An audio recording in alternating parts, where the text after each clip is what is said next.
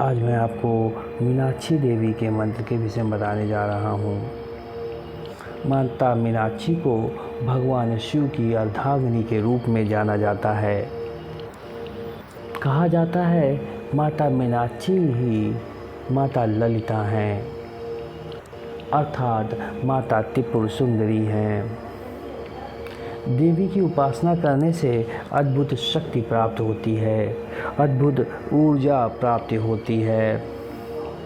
कहते हैं देवी भगवान शिव की अर्धांगिनी हैं तथा भगवान विष्णु की बहन हैं। देवी की उपासना लगभग पूर्ण दक्षिण भारत में होती है। देवी शक्ति और ऊर्जा का प्रतीक हैं। देवी की पूजा करने वाला अर्थात देवी की उपासना करने वाला भक्त हमेशा प्रसन्न रहता है। उसकी समस्त इच्छाएं देवी के द्वारा पूर्ण कर दी जाती हैं। देवी का एक विशालतम मंदिर मदुरई में स्थित है। कहते हैं देवी की उपासना करने से शीघ्र विवाह के योग बनते हैं और जिस भी व्यक्ति का विवाह नहीं हो रहा होता है उसको देवी की उपासना करनी चाहिए। उपासना करने के लिए देवी के गायत्री मंत्र का प्रयोग कर सकते हैं। मीनाक्षी गायत्री मंत्र बहुत ही शक्तिशाली मंत्र है। इस मंत्र के द्वारा आपको बल, बुद्धि, विद्या, धन, ज्ञान, सुख, शांति प्राप्त होगी। यदि आप विवाह की इच्छा लेकर मन में इस मंत्र का जाप करते हैं तो 6 माह के अंदर आपके विवाह के योग बनने लगेंगे और शीघ्रतम आपका विवाह हो जाएगा। यदि आपकी कोई और इच्छा है तो वह भी प्राप्त होती है। यह मंत्र आपको अत्यधिक ऊर्जा प्रदान करता है। इस मंत्र के द्वारा आपको दिव्य शक्ति, दिव्य सिद्धि भी प्राप्त हो सकती है। कहते हैं माता की उपासना करने से व्यक्ति के पास माता लक्ष्मी का वास सदैव के लिए हो जाता है, क्योंकि इन्हें भगवान विष्णु की बहन के रूप में जाना जाता है। अर्थात जहाँ भगवान विष्णु विराजमान होंगे वहाँ माता लक्ष्मी स्वतः ही विराजमान होंगी। इसलिए देवी की उपासना जो भी भक्त करता है उसके पास लक्ष्मी की कभी कमी नहीं रहती। देवी मीनाक्षी का जो गायत्री मंत्र है इसका उपयोग यदि आप विवाहित लोग करते हैं तो उसका अद्भुत ही प्रयोग करने के कारण उसका अद्भुत लाभ प्राप्त होता है। कहते हैं कि देवी मीनाक्षी का प्रयोग या देवी मीनाक्षी के गायत्री मंत्र का प्रयोग यदि अविवाहित कन्या करती है तो उसके लिए बहुत ही अधिक प्रभावित और फ़ायदेमंद रहता है।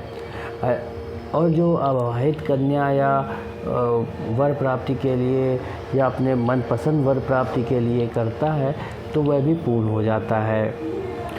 इच्छा के अनुसार जीवन साथी प्राप्त करने हेतु आप देवी की इस मंत्र का जाप कर सकते हैं। इस मंत्र के जाप करने मात्र से आपको इच्छा अनुसार वर प्राप्त होता है तथा यदि आपका विवाह हो चुका है तो घर में शांति आती है, संतान की उत्पत्ति होती है और जो अन्य कामनाएं होती हैं वह पूर्ण होने लगती हैं। इसी प्रकार यदि कोई पुरुष व्रत रखता है तो उसका भी शीघ्र विवाह के योग बनने लगते हैं। उसका यदि विवाह में देरी हो रही है तो शीघ्र उसके विवाह हो जाता है तथा उसका भी मनपसंद विवाह होने लगता है। यदि कोई उसको पसंद है और उसको मनपसंद विवाह करना है तो उसके भी योग बनने लगते हैं। यदि पुरुष जो होता है और स्त्री जो होती है वह किस प्रकार साधना करे जिससे यह मंत्र आपको प्रभावित करे तो आपको करना क्या है कि आपको लाल आसन पर विराजमान होना है, सफ़ेद वस्त्र धारण करके किसी एकांत स्थान का चयन करना है। वहाँ पर एक चौकी रखनी है, चौकी के ऊपर एक घी के दीपक को प्रज्वलित करना है, माता के लिए एक आसन लगाना है, देवी की एक प्रतिमा स्थापित करनी है। यदि प्रतिमा नहीं है तो आप श्री यंत्र को या दुर्गा यंत्र को स्थापित कर सकते हैं। उसके बाद मंत्र का 108 बार पहली बार जप करना है गुरु मंत्र के बाद और इस क्रम को 11 दिन तक करना है। 108 करिए, फिर दूसरे दिन 2 माला, तीसरे दिन 3 माला, इस प्रकार अंतिम दिन तक 11 माला तक हो जाएंगी। और आपको एक माला समाप्त होने के बाद अपनी इच्छा माँ के समक्ष रखनी है। जिस पुरुष या स्त्री से आप विवाह करना चाहते हैं उसकी छवि अपने मन में उत्पन्न करनी है। इस प्रकार आपको करना होगा।